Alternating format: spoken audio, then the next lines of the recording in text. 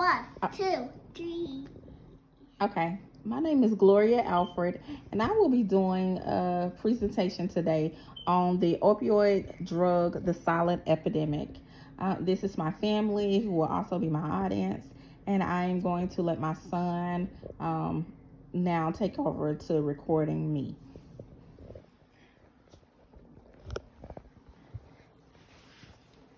This presentation is being done for my public speaking class. And like I said, my topic is opioid drugs, the silent epidemic.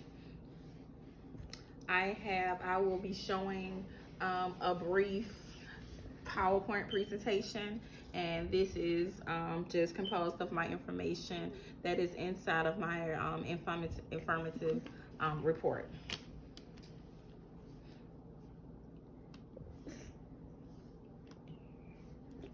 The opioid drug epidemic has no boundaries. It not only affects rural America, but it affects suburbs and neighborhoods. Every day on average, 192 people are dying from drug overdose. Opioids, along with drugs such as amphetamines, cocaine, alcohol, and marijuana, are causing deaths at a very alarming rate. There is a growing epidemic in our country that is unbiased. It does not care if you are black, white. It does not care if you're young or old. This epidemic is affecting everybody. The opioid epidemic is rising faster than the HIV/AIDS epidemic in our So what are opioids? Opioids are synthetic versions of drugs that are produced in a laboratory setting. Drugs such as oxycodone and fentanyl. They're also called narcotics. And how do these drugs work? These drugs were traditionally used as pain relief, and then people realized that using them for pain, they started to abusing them. So these drugs were supposed to be used, just to relieve pain in the body, relieve pain, and also as a treatment. Now they're used in combination with other street drugs, the marijuana, the cocaine. And so the drugs react with the body's sensory pain receptors, and it blocks the message to the brain that lets you know that you're in pain, and it lowers the threshold.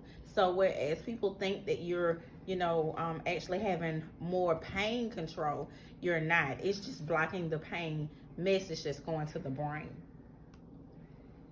So who is being affected by this? This is being affected by people who mostly are long-term pain. People who are on long-term pain medicine are more likely to abuse opioids. People who are addicted to heroin.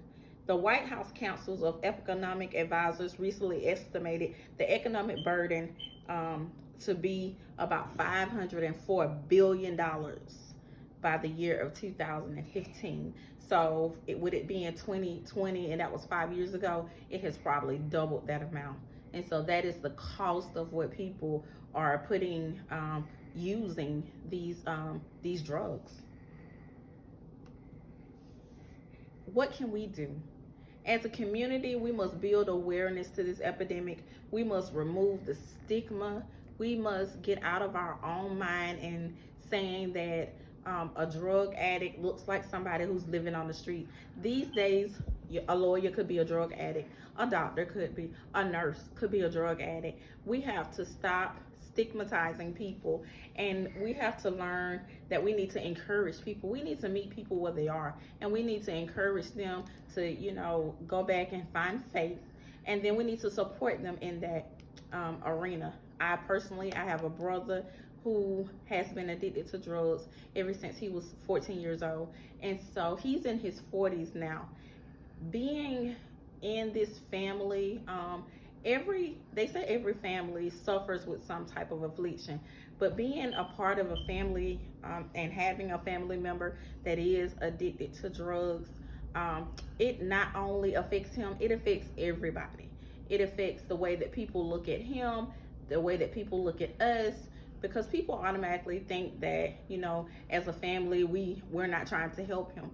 when the truth of it is we have tried so many different routes of trying to help him that we literally just kind of had to let him go on his own and just say he has to want the help. He has to in turn come to us instead of us seeking him out for help. So that's just one of the struggles of having family that is, kind of into the life of opioids and street drugs. Any questions from our audience? Do opium help people that's on drugs? If people are on drugs, what we usually don't like to give them opioids. When people come in, I have worked at crisis, and in crisis, when people come in, they are addicted, so therefore they feel like they can't live without it.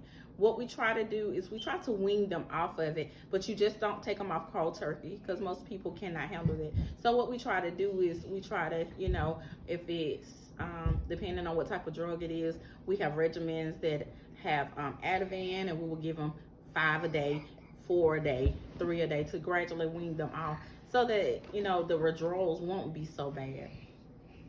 Any other questions?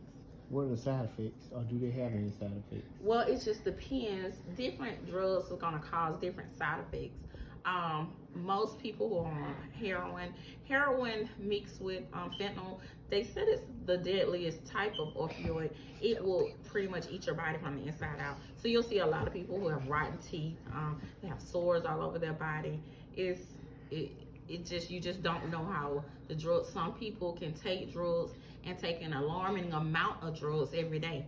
You just would not know how it's gonna affect that person until they're pretty much in the situation. Well, let me turn around and scan my. Thank you so much for being such a great audience. And that concludes my presentation.